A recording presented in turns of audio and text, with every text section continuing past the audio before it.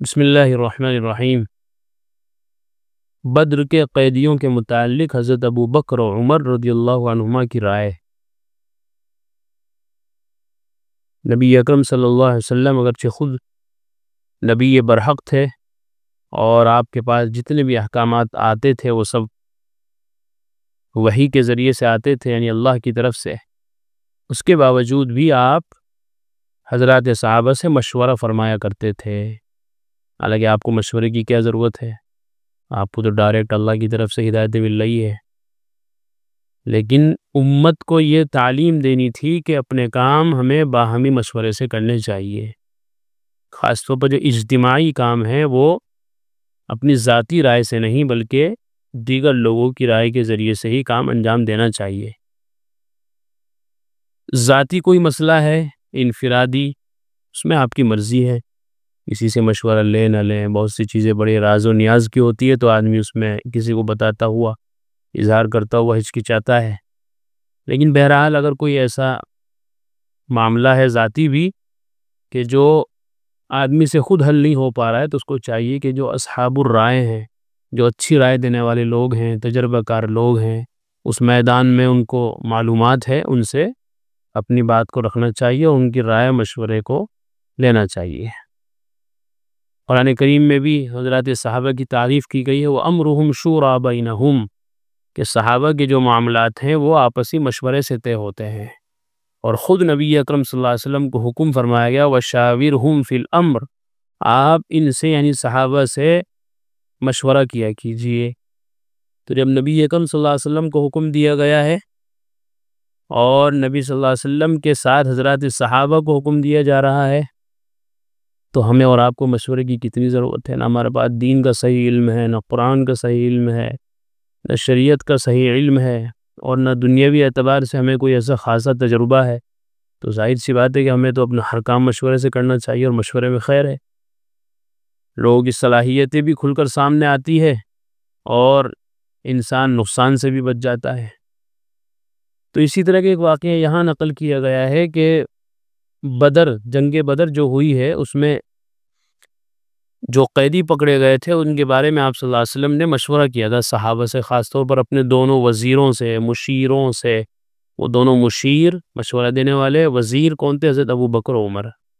تو حضرت ابو بکر کی رائے کچھ تھی، حضرت عمر کی کچھ تھی۔ دیکھیے حضور صلی اللہ علیہ وسلم نے حضرت ابو بکر، حضرت عمر اور حضرت علی سے مشورہ لیا کہ بدر کے قیدیوں کے ساتھ کیا کیا جائے۔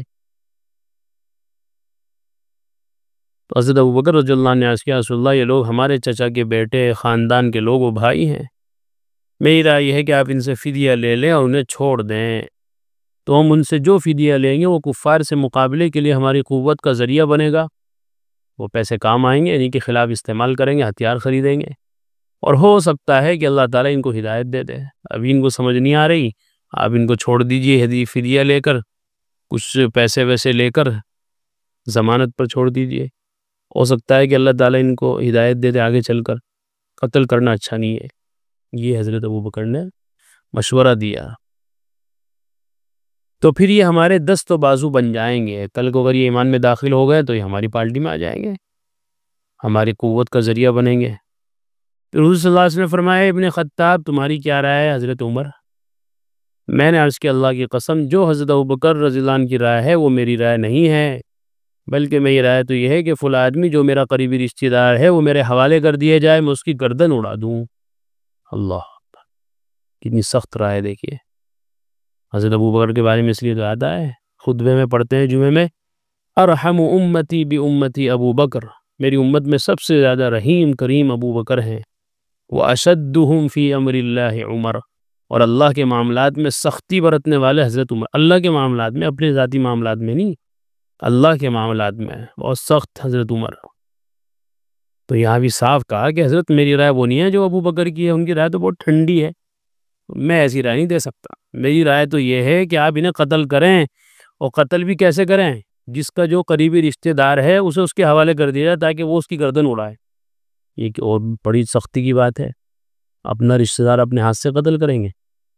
لیکن دیکھو حضرت عمر کی رائے، آگے دیکھو کیا ہوتا ہے۔ اور عقیل کو حضرت علی کے حوالے کر دے، وہ عقیل کی گردن اڑا دیں۔ عقیل یہ بھائی تھے حضرت علی کے، اور فلاں آدمی جو حضرت حمزہ کے بھائی ہیں یعنی عباس آپ کے بھی چچا ہیں، وہ حضرت حمزہ کے حوالے کر دیں، حضرت حمزہ ان کی گردن اڑائیں۔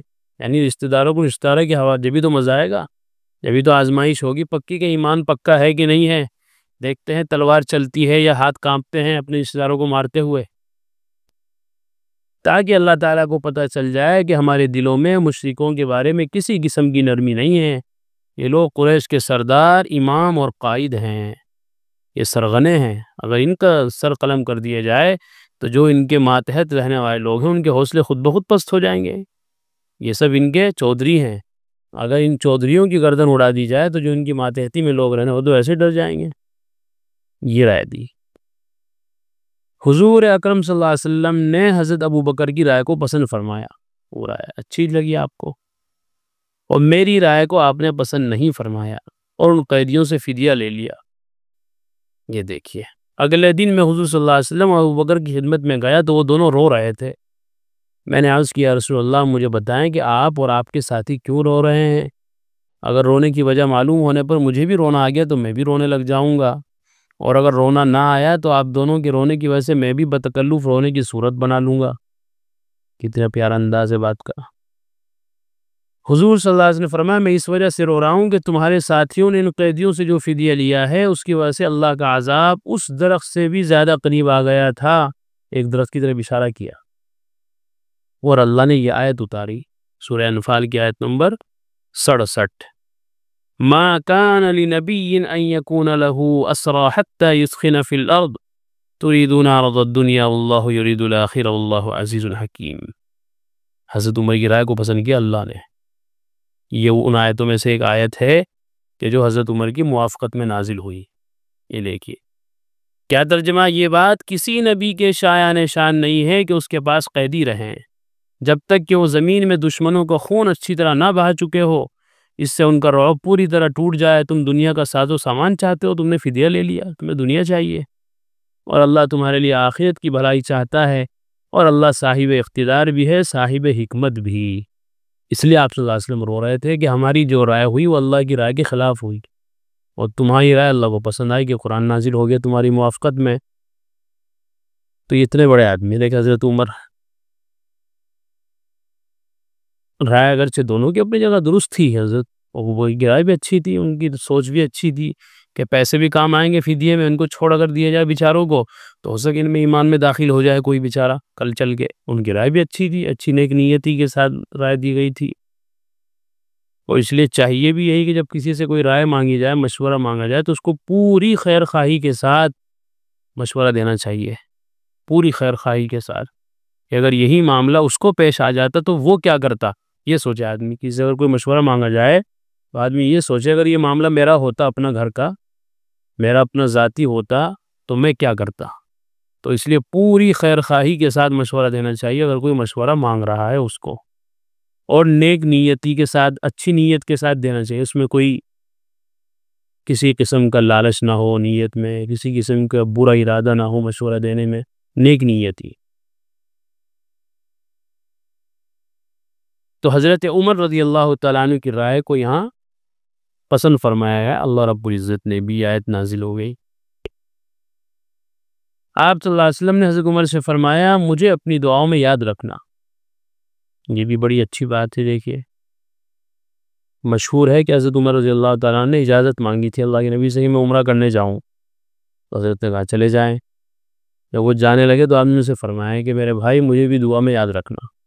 حضرت عمر سے فرمایا کہ میرے بھائی کہا ہوں کو، تو حضرت عمر اس جملے کو لے کر زندگی بھر خوش ہوتے تھے کہ مجھے اگر ساری دنیا بھی مل جاتی تو اتنی خوشی نہ ہوتی جتنی کہ اس بات سے ہوئی کہ اللہ کے نبی نے مجھے اپنا بھائی کہا۔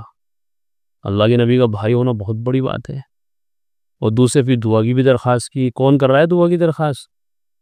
جس کی صدقہ طفیل میں دنیا کو دعا ملی ہے، دعا جیسی عبادت ملی ہے، دعائیں ملی ہے ہر موقع کی، اور جو سب سے بڑا مستجاب الدعوات ہے، جس کی دعائیں سب سے زیادہ قبول ہوتی ہے، جس کا اللہ سے سب سے زیادہ تعلق ہے، وہ درخواست کر رہے ہیں عمرے پر جانے والے حضرت عمر رضی اللہ عنہ سے۔ یہیں سے مسئلہ بھی نکلا کہ اگر کوئی عمرے پہ جا رہا ہے تو اس سے دعا کی درخواست کرنا سنت ہے، مستحب ہے۔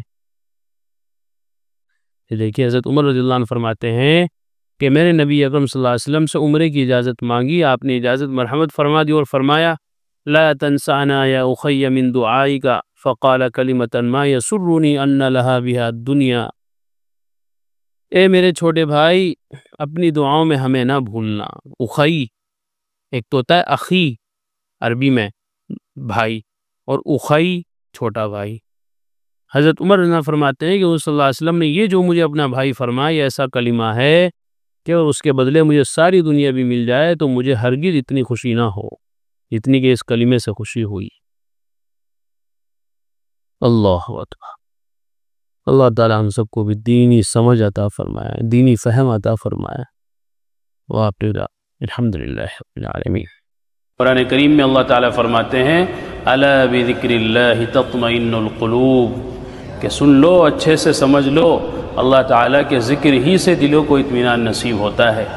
یعنی اللہ تعالیٰ کے جو انعامات و احسانات و اس کی نوازشیں ہم پر ہیں، اگر ہم ان کو یاد کریں گے تو ہمارے بے قرار دل کو قرار آ جائے گا، سکون مل جائے گا۔ اگر ہم چاہتے ہیں کہ ہمارے دلوں میں سکون آئے، اطمینان نصیب ہو، تو اس کا ایک واحد علاج اور ایک بہترین دوا یہ ہے کہ ہم فوراً اللہ کے ذکر میں مشغول ہو جائیں۔